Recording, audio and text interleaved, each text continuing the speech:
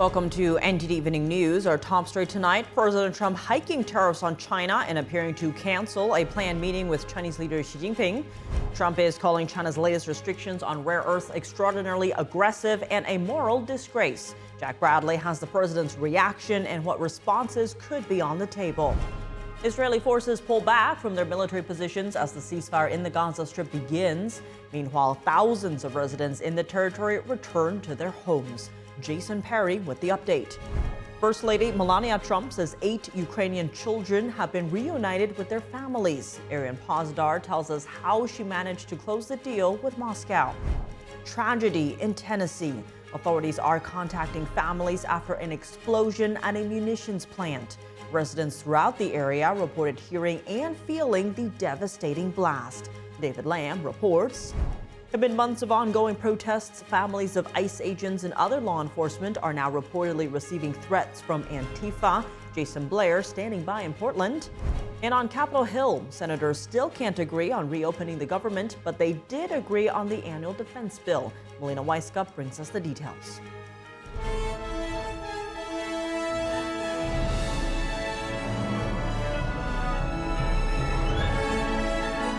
This is NTD Evening News, live from our global headquarters in New York City. Here's Tiffany Meyer.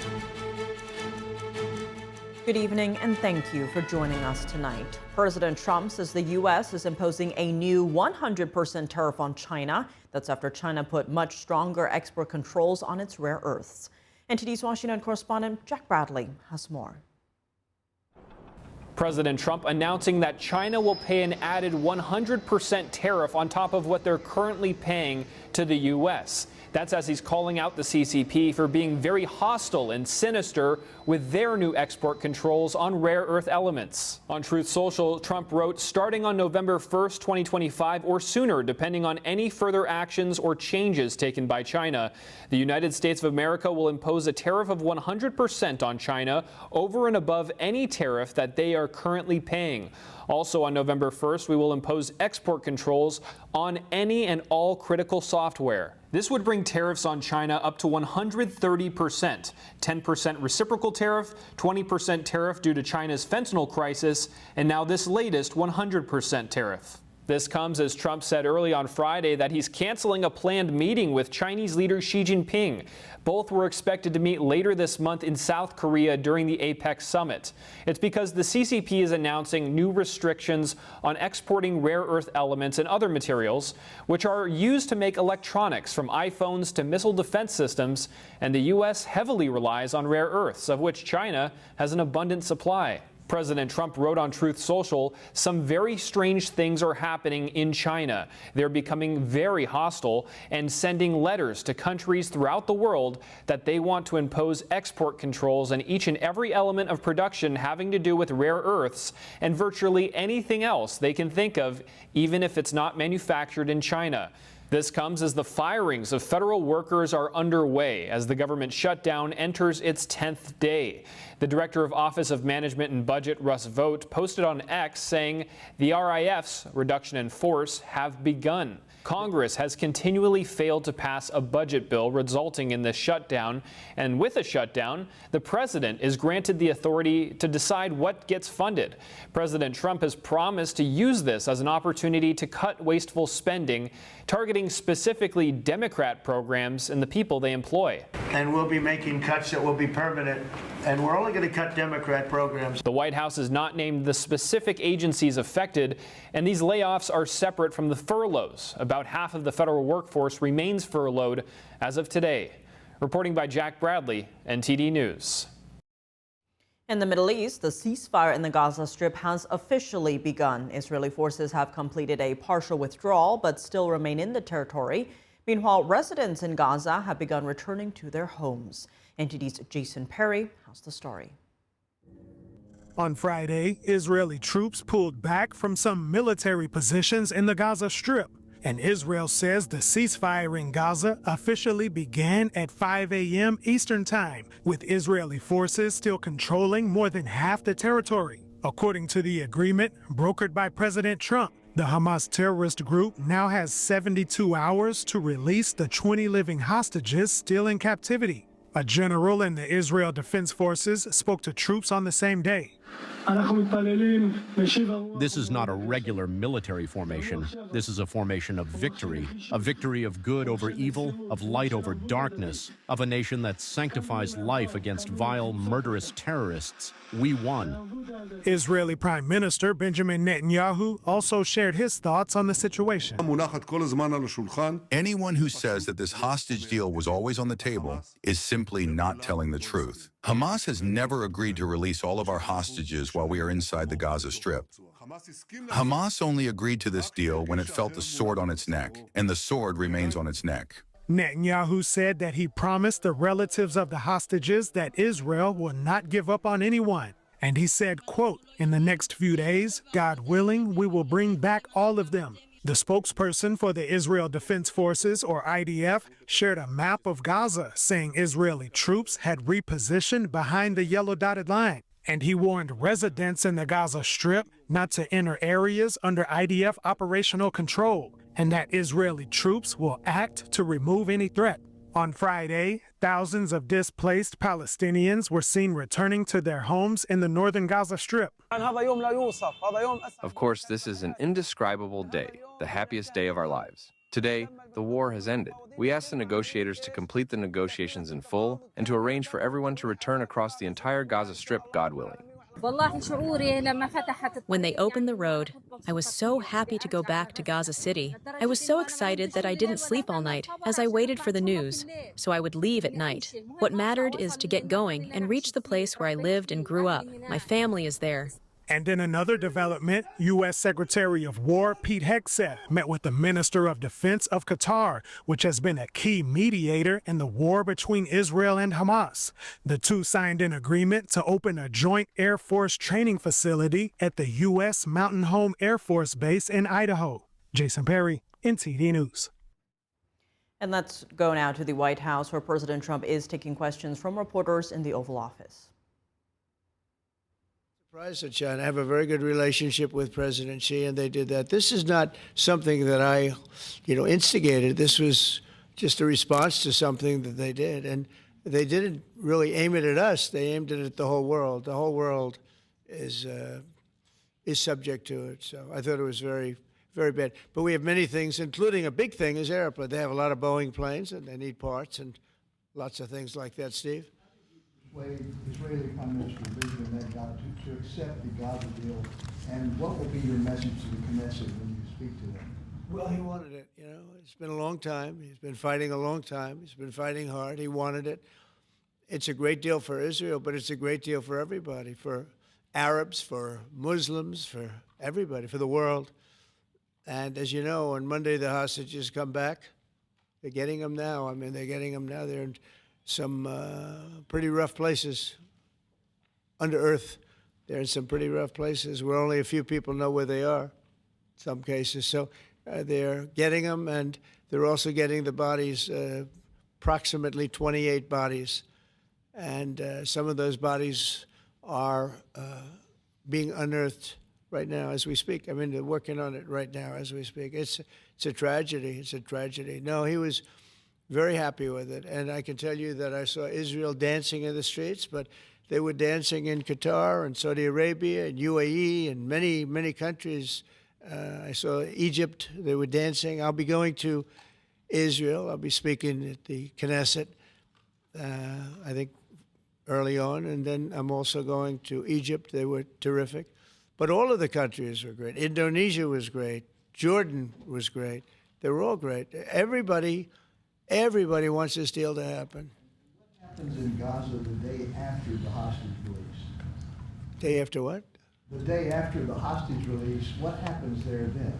Well, hopefully you're going to have great success I call it everlasting success. I think you will too. I think you're going to have tremendous success, and Gaza is going to be rebuilt. And you have some very wealthy countries, as you know, over there. And it would take a small fraction of their wealth to do that. But and I think they want to do it. And we're also setting up, as you know, a board of peace. It's called the Board of Peace. I don't know if that's the final name, but the word peace is definitely in there. And they have asked me if I chair it. We'll make sure things go well. And how confident are you that the ceasefire will hold? I think it'll hold, yeah. I think it'll hold. They're all tired of the fighting. Don't forget, you had October 7th, which was a horrible day, 1,200 people killed. But Hamas has lost 58,000 people. That's big retribution. That's big retribution. People understand that. So, no, I think they're all tired of fighting. And this really gives the whole Middle East, this is beyond Gaza. Gaza is very important, but this is beyond Gaza. This is peace in the Middle East. And it is a beautiful thing. You know, it's a term that you and I have been hearing since we were very young, right? And now we have a chance of really having that. And as you know, most of the countries have passed all these resolutions. Every country is there. Iran came in. I was very happy to see that. I was very honored that Iran came in. They said they support it. Russia came in. President Putin, he supports it fully, very fully. So I was happy to see even countries that weren't necessarily involved in the process, they all support it. I don't know of anybody that doesn't. And I've never seen happier people than many of these places, not just Israel, many of these places. They're all dancing in the streets. I've never seen anything like it. Yeah, go ahead, please, in the back. Thank you. What guarantees did you give Hamas to persuade them that Israel will restart the bombing campaign once the hostages have been exchanged? What did I do with respect to them? Well, you know, I spoke a little bit tough, and that's what would happen. I mean, you have to speak tough. That's a tough world. That's a tough, as they say, neighborhood. And they're tough people. They're very tough people, and they're smart people. They're good negotiators. They have a lot of things going. They put that to good use. They're going to be very, very successful. But they knew the retribution would be tremendous, unsustainable. It would have been unsustainable. It would have been complete obliteration, and they didn't want that. And nobody wants it at this point. They want to get on with rebuilding the entire Middle East. It's not only Gaza. It's going to be the entire Middle East. They're going to be able to live in peace. Now we have some little hot spots, but they're very small. You know the ones I'm talking about. They're very small. They'll be very easy to put out. Those fires are going to be put out very quickly. Yes, ma'am. And that was President Trump taking questions in the Oval Office after announcing a new deal that will lower drug prices for Americans. He says it'll save American taxpayers hundreds of millions of dollars each year. AstraZeneca, the largest pharmaceutical manufacturer in the United Kingdom, is committing to offer Americans major discounts on their vast catalog of prescription drugs, one of the great companies, by the way, and a most favored nation's pricing clause. So most favored nation is you're going to pay whatever the lowest price anywhere in the world is. That's what you're going to be paying. Trump said AstraZeneca is committing to offer all of their prescription medications to Medicaid at most favored nations pricing. The president also announced that AstraZeneca will invest $50 billion in the U.S. in the next 5 years. The UK drug maker will fund research and development of new drugs and onshore manufacturing facilities across the country, like the new plant in Charlottesville, Virginia. Trump celebrated the deal as a tremendous victory for American patients. First Lady Melania Trump says 8 Ukrainian children have been reunited with their families. That's after ongoing talks with Russian President Vladimir Putin. NTD's international correspondent Arian Pozdar has more. A child's soul knows no borders. First Lady Melania Trump says 8 children are safe again after being abducted by Russia. Moscow is allegedly taking Ukrainian children out of their country so they can be raised as Russians. Melania says she wrote a letter to Russian President Vladimir Putin, which President Trump delivered to him during a summit in Alaska. According to the First Lady, Putin responded, establishing a channel of communication regarding the welfare of those children. We have agreed to cooperate with each other for the benefit of all people involved in this war. And Putin also commented on Trump not winning the Nobel Peace Prize on Friday, which went to anti-socialist opposition leader Maria Machado from Venezuela. It's not for me to judge whether the current U.S. president is worthy of a Nobel Prize or not. I don't know. But he's really doing a lot to resolve complex crises that last for years. Israeli Prime Minister Benjamin Netanyahu also endorsed Trump for the award. Both leaders say Trump is doing a lot for global peace.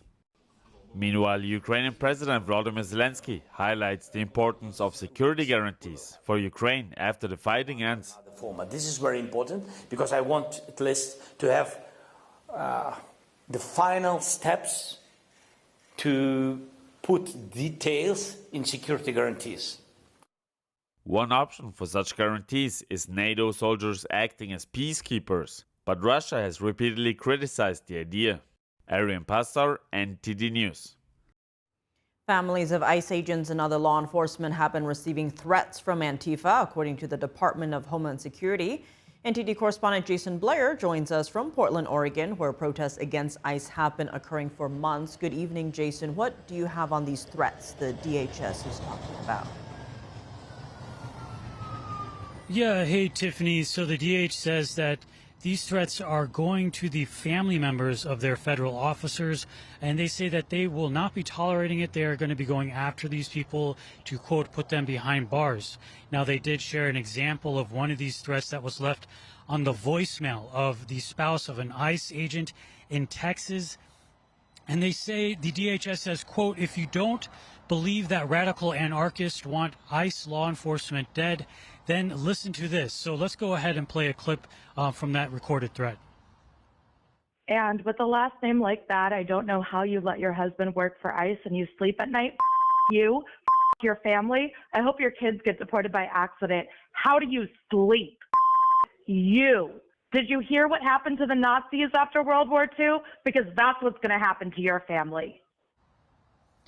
And here in Portland, especially at night, there have been law enforcement helicopters flying around. The DHS did post a warning about an event that they found out about where they is calling for a mass amount of people to shine laser lights at these helicopters at a specific time. And actually, I do have a flyer of this event that is circulating. We can go ahead and show that.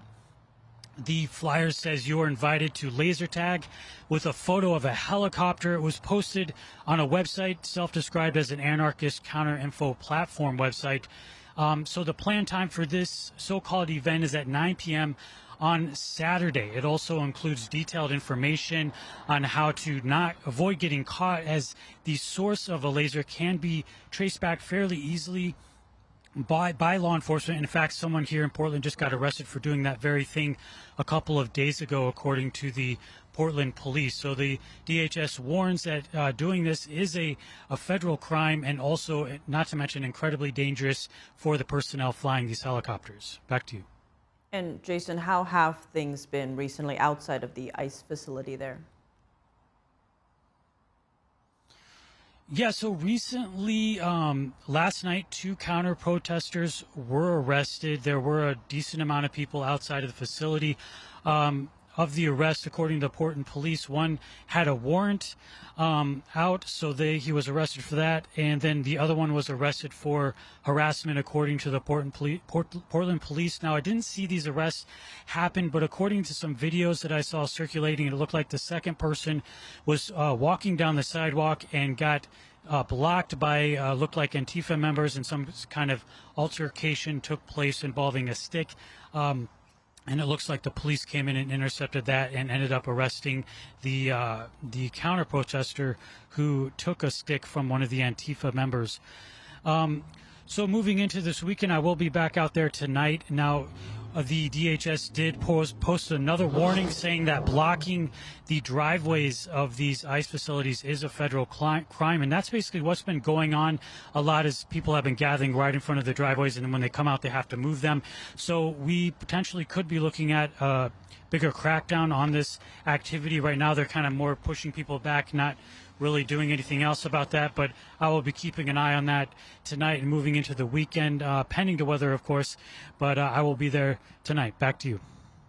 All right, Jason, thanks for that, and stay safe out there. New York Attorney General Letitia James has been indicted. A federal grand jury yesterday charged James with bank fraud and false statements to a financial institution. Joining us now to discuss the case is Jonathan Houlihan. He's the president and general counsel at Remnant Law. Jonathan, thank you so much for joining us. Always great to have you. Now, from a legal standpoint, what exactly constitutes bank fraud and making false statements to a financial institution? How serious are these charges? Hi, Tiffany. Yeah, thanks for having me on. So, after reading the indictment, you mentioned the two charges: bank fraud under 18 U.S.C. Section 1344, and false statements to a financial institution under 18 U.S.C.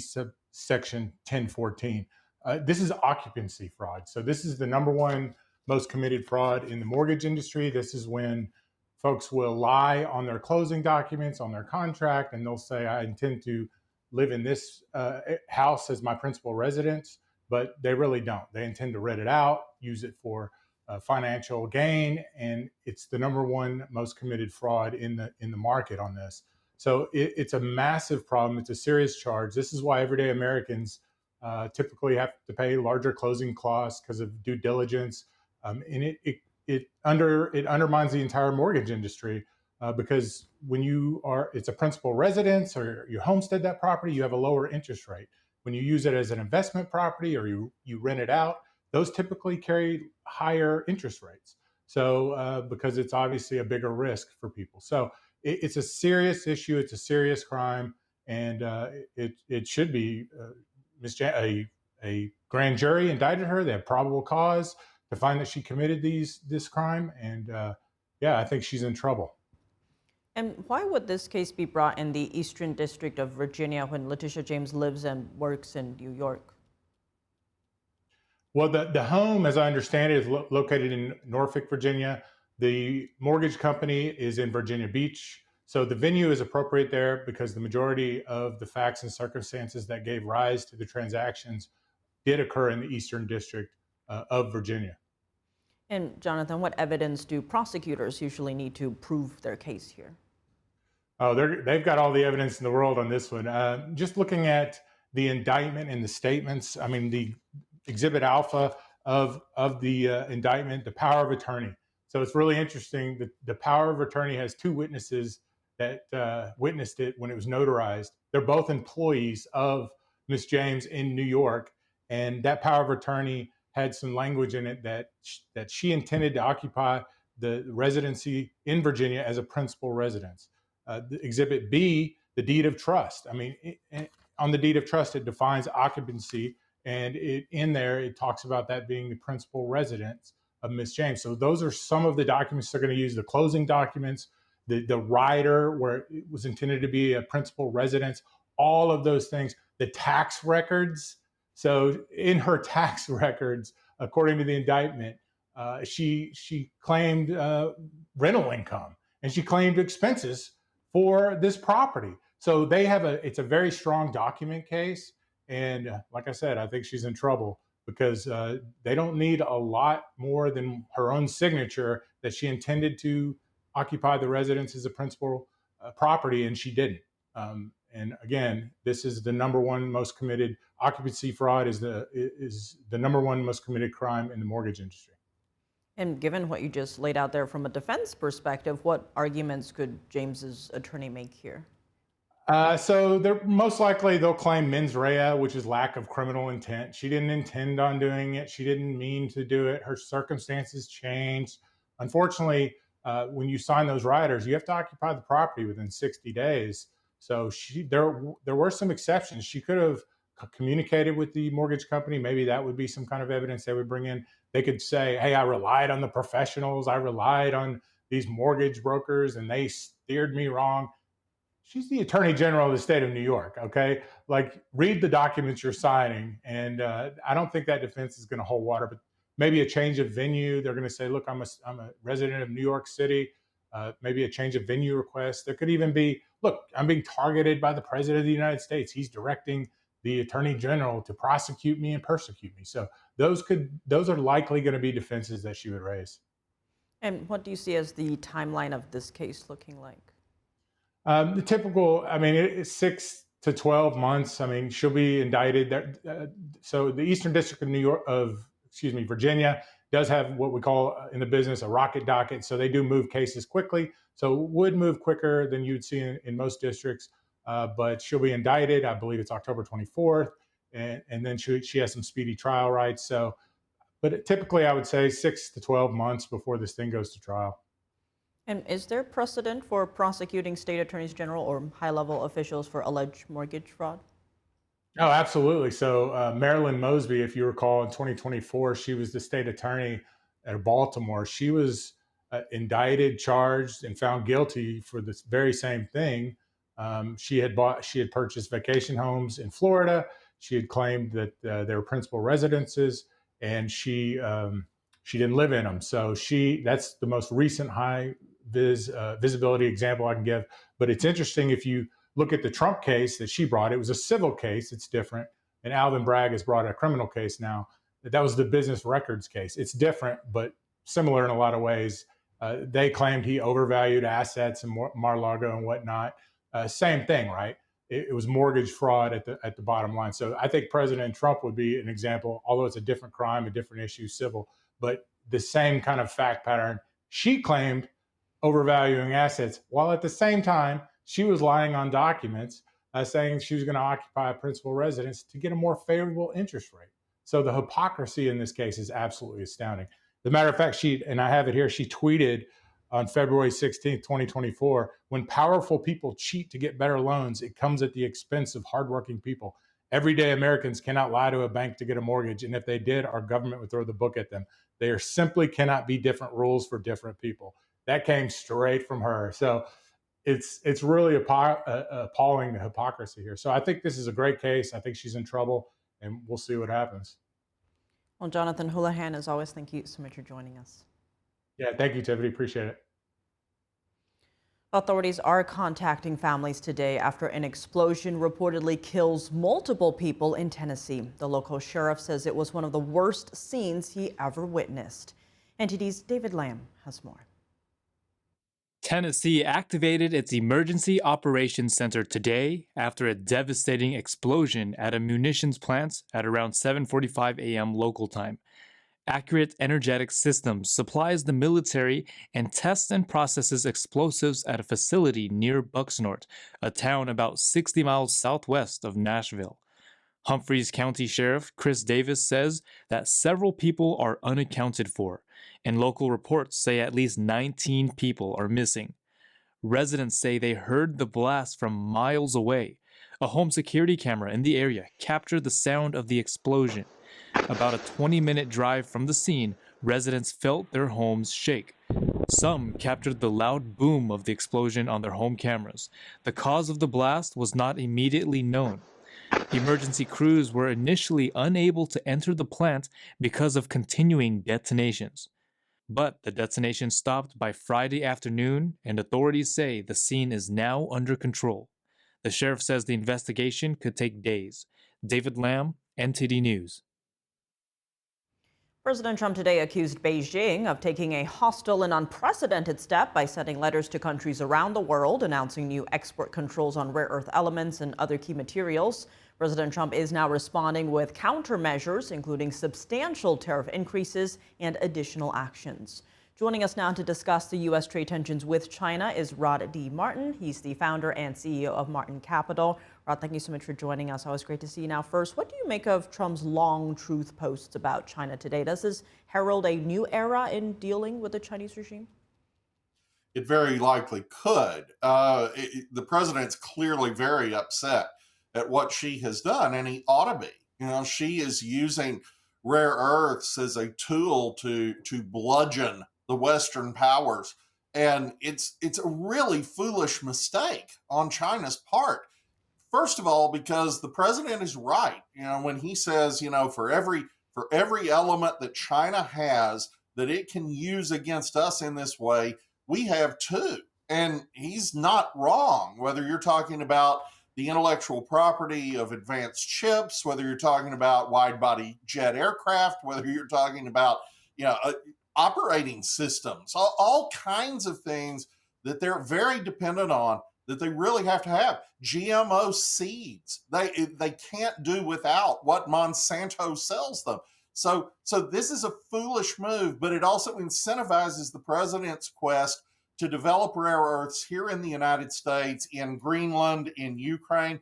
And the truth of the matter is, we have enough in the United States if we could just develop the refining capacity to supply 85% of the world's needs. So this may be a short-term play to get a better trade deal on China's part, but it is extremely damaging to their own long-term interests.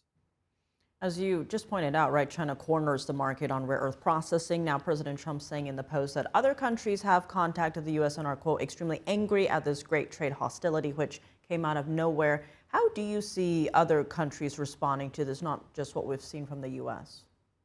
I think we've already seen a tremendous hardening of resolve in Europe, which is kind of staggering because the Europeans are never all that resolute about anything. But they have begun to see China as the enemy that they are.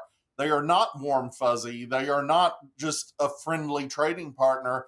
These are people who are clearly out to dominate the world, not necessarily through conquest in the way that the Soviet Union was, albeit, Taiwan might beg to differ. But as far as the rest of the world, just vassalize us.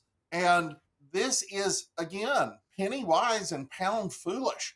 She is playing a very, very dangerous game here. He is provoking the West to unite against him. And without our consumer markets, and particularly the U.S. market, China's economy goes into free fall. They have to sell all that stuff they're manufacturing somewhere, and they're not going to sell it in the Congo. They're not going to sell it in Pakistan. They have to have us.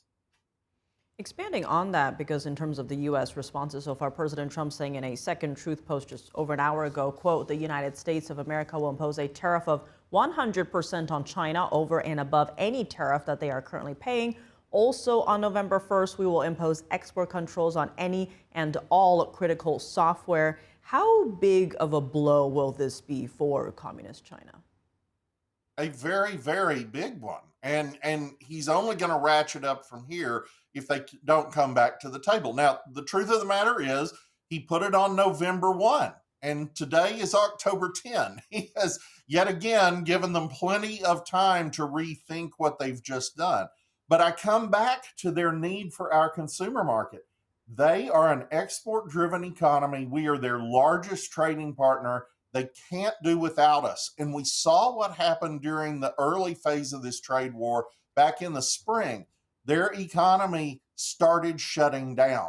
And Trump has the means to do that. He's completely blindsided here. That's obvious from what he had to say. He really thought that we were on track to get to a really high-quality trade deal. I did another show a few days ago where we were talking about Xi's interest in investing $1 trillion into U.S. manufacturing. All of a sudden, that's gone poof. Nobody's really clear why yet. And it makes you wonder if there is turmoil within the Chinese leadership, which, as you know, we've been talking about now for months. There's clearly been some turmoil there, and perhaps that's affecting this in some way, perhaps not. And speaking of being blindsided, Select Committee on China Chairman John Molinar saying in a statement, quote, China's action today, that was yesterday, is an economic declaration of war against the United States, adding that every American will be negatively affected by China's action, and that's why we must address America's vulnerabilities and build our own leverage against China. How do you see the U.S. moving away from, say, reliance, dependence on communist China? Well, you saw some of it this week in the Senate passage of expansion of mining and drilling in North Dakota, Montana, and Alaska, which the Biden administration had inexplicably cracked down on as part of their Green News scam. And as we reinvigorate domestic production, we just don't need China that much. Honestly, we can do without their stuff. We can reshore that manufacturing here, which is good for American jobs. It's also good for everybody's economy because France can actually trust us to supply them without all the steel cables attached to everything China does. So as we reshore industry, as we develop domestic mining production and refining capacity, the whole world gets better and safer. And I would add that that's also true with energy. This trade deal that the president made with the European Union over the summer that provides just a huge amount of energy from the United States not only helps the U.S. economy, but it weans Europe away from Russia's energy production. This is making the world better. I don't know why China would want to contribute to our making the world better. On that note, President Trump previously said back in September, quote, "We will make America into the manufacturing superpower of the world and will end our reliance on China once and for all. Whether it's decoupling or putting in massive tariffs, we're going to end our reliance on China because we can't rely on China." How do today's truth posts fit in with that? Well, he's exactly right there, and we saw it today. I mean, what she just did shows you can't rely on China. They promised they wouldn't do this. We were on track with negotiations that were getting toward a deal, and all of a sudden they pull the rug out from under everybody, and they start threatening everybody. Well, okay, that's not a reliable trading partner, and we have to build the capacity to do without them. If we do without them, where do they go? And what do you see as the impact on global markets? Because here in the U.S., we did see the S&P 500 and the Dow Jones drop. Yeah, there will be a short-term disruption. You've seen a little bit of it in markets today, but in the long run, this strengthens the West. We will absolutely get somewhere with China. I don't know exactly what that road looks like yet, but we will get to some kind of deal with China because China needs that deal. And we don't want any more short-term disruption than necessary. But in the long run, we're going to reshore and we are going to diversify away from their rare earth supply. And that's going to put a huge crimp in them going forward. Rod Martin, as always, thank you so much for joining us. Thank you. As the government shutdown drags on, senators late last night overwhelmingly approved the annual defense policy bill. While it doesn't directly fund the Department of War, it allows contracts to continue. NTD's Melina Weiskup reports. On a vote of 77 to 20, senators approved next year's National Defense Authorization Act. It authorizes the War Department and Department of Energy to spend $924 billion in 2026. That top line is higher than the $893 billion approved by the House. Now the two chambers will need to work out differences before it can be signed by the president. A key measure ends authorization for use of military force in Iraq. Now, that's been in place for 23 years, and the Iraq War ended in 2011. So when you have this authorization for use of military force, sometimes presidents use it for other types of actions. It also includes support for Ukraine, authorizing another $500 million and requiring the United States to provide intelligence support to Ukraine. The bill includes a pay raise for service members and the purchase of new ships and aircraft.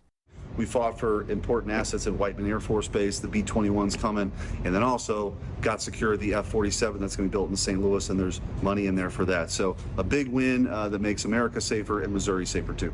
The bipartisan consensus on the floor comes at a time when the two parties cannot agree on a simple bill to fund the government. Senators have left town for the week and won't be back until Tuesday, ensuring the government shutdown continues for the next 4 days. Reporting from Washington, D.C., Melina Weiskup, NTD News. With the White House now firing federal workers, it says the goal is to pressure Democratic lawmakers to end the shutdown. Will it work? Tune into Capitol Report tonight at 7 p.m. Eastern Time to catch the discussion between Josh Lafazan and Aaron Evans. Coming up, California is taking stronger steps to protect animal welfare. Governor Gavin Newsom has signed several new laws aimed at safeguarding pets across the state. Christina Corona reports. And in baseball, Detroit has their ace on the mound tonight in a winner-take-all Game 5 against Seattle. Dave Martin joins us to discuss when we return.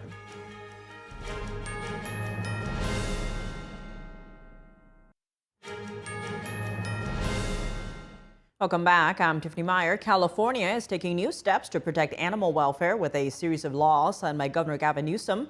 The measures target practices ranging from puppy mill cells to procedures used on cats. NTD's Christina Corona has more on the story. California is cracking down on animal cruelty and puppy mills with a series of new laws Governor Gavin Newsom signed on Thursday. One measure, AB 506, requires pet sellers to provide information about an animal's origin and health, promoting transparency in pet sales. The law also cancels contracts with non-refundable deposits, which will prevent buyers from being stuck with unhealthy pets due to dishonest practices. Another law, AB 519, stops third-party pet brokers from selling cats, puppies, and rabbits bred by others for profit. This targets online sellers that disguise puppy mills as small breeders. SB 312 strengthens protections by requiring dog importers to submit health certificates electronically to the state, making sure pets meet health standards before sale. California has also banned the declawing of cats under AB 867. This law makes California the largest state to ban the practice, which involves removing part of a cat's toes to stop them from scratching or extending their claws. Declawing will now only be allowed when medically necessary to treat a health condition. In Defense of Animals said declawing isn't a nail trim, but a painful procedure that often leads to chronic pain, infections, arthritis, and behavioral issues. California joins New York, Maryland, Massachusetts, and Rhode Island in banning declawing statewide. Christina Corona, NTD News.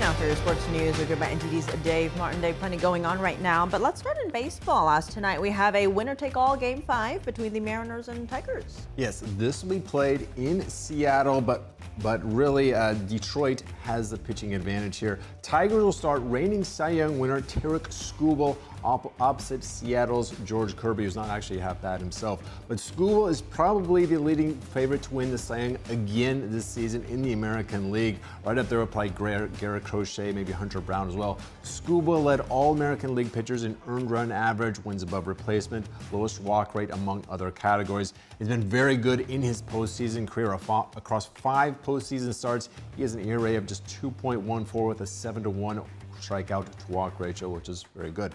Now, the winner of tonight's game will then face Toronto in the ALCS. That series will be starting on Sunday. Tonight's game now starts at 8 p.m. and will be airing on Fox. So, yeah, I've got a lot of work to do tonight, huh? All right, well, last night, the reigning World Series champion Dodgers clinched their series, but in an unusual way. Yeah, you really have to feel for Philadelphia relief pitcher Ryan Kerkering.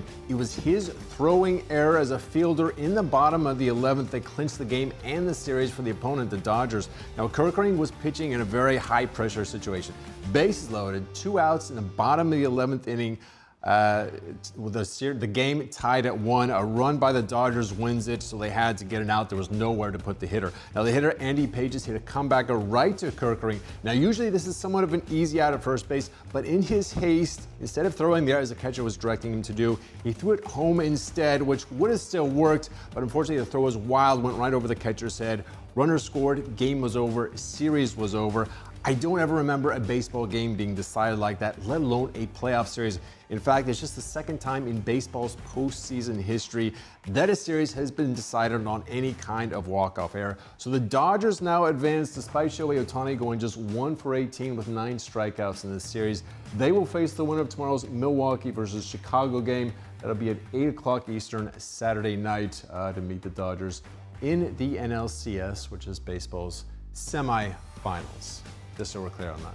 All right, well, shifting gears to the NFL. Turning Point USA, the organization Charlie Kirk founded, has announced their own Super Bowl halftime alternative show called the All-American Halftime Show. What details do we have about this? Yeah, not a whole lot of specifics yet, but I mean, their announcement on X said it would be celebrating, quote, faith, family, and freedom, and that the performers and the event details are coming soon. Now, obviously, it will take place during the Super Bowl's halftime show, seemingly as an alternative to it. Now, the NFL has already announced that Bad Bunny will be performing their halftime show. His selection has been met with some criticism, mainly that his songs are really only performed in Spanish, for one thing. I'm guessing that's part of what's driving this Turning Point event. I mean, the online questionnaire, this is at AmericanHalftimeShow.com, asks what music genres would you like to see featured. The first option is anything in English, but there's also rock, country, hip hop, pop, worship, and Americana as the other option. So I don't know about you, Tip, but normally wherever I'm watching the Super Bowl, when halftime comes, we just mute it and usually get our drinks or our refreshments or, finally talk to the people we've been ignoring during the first half or whatever. I don't think I can ever remember watching a halftime show, but this certainly, ups the stakes because there has been more pushback to Bad Bunny performing than I can ever remember for any other performer here. So Should be very interesting. Your tradition's very different from a lot in this country. Yes, I'm locked in on the game, Tiff. Wow, shifting gears to college football, though. Tomorrow, we have a full slate of action. What games stand out to you? Yeah, for one thing, we've got a top 10 battle in the Big Ten. Third-ranked Oregon faces seventh-ranked Indiana. Now, the Hoosiers are not a feared program yet. They probably should be, though. Kurt Cignetti is now 16-2 there since the start of last season, which is when he started there. They're 5-0 this year, and that includes a 63-10 win over Illinois, who's ranked 17th in the country. Anyway, that game tomorrow, Oregon, Indiana, we got 3:30 Eastern time. Meanwhile, Illinois, ranked 17th in the country, will host #1 ranked Ohio State. Now, the Illini, despite that blowout, they're still 2-1 in the Big Ten. Buckeyes really have not been tested yet. Anyway, this game will be at noon Eastern time tomorrow. Then in the SEC, we've got #8 Alabama playing #14 Missouri. Tigers are 5-0 this year, but they have not played a ranked opponent. Meanwhile, the Crimson Tide already have wins over Georgia and Vanderbilt. That game is also at noon Eastern. Also in the SEC, we've got the Red River rivalry, the Oklahoma versus Texas. Texas, though, #1 ranked team preseason. They've already fallen out of the rankings after losses to Ohio State and Florida. Oklahoma, meanwhile, 5-0. Now, normally you throw out these win-loss records for these rivalry games. Texas needs a win very badly in this one, though. Oklahoma would like to do nothing more than to continue their losing, so we've got a big Saturday, too, planned. You know, a lot of sitting on the couch and watching some games here, Tiff. It's going to be a hard worker. It's going to be a tough day for me. I'll make it through, though, all right? All right, well, we'll be rooting for you. Thank you. Dave, as always, thanks for joining us. Well, thank you, Tiff. And that's all for today's news. For on-the-clock coverage, visit us at ntd.com/live or download our NTD app. Thanks for tuning in. I'm Tiffany Meyer. Good night.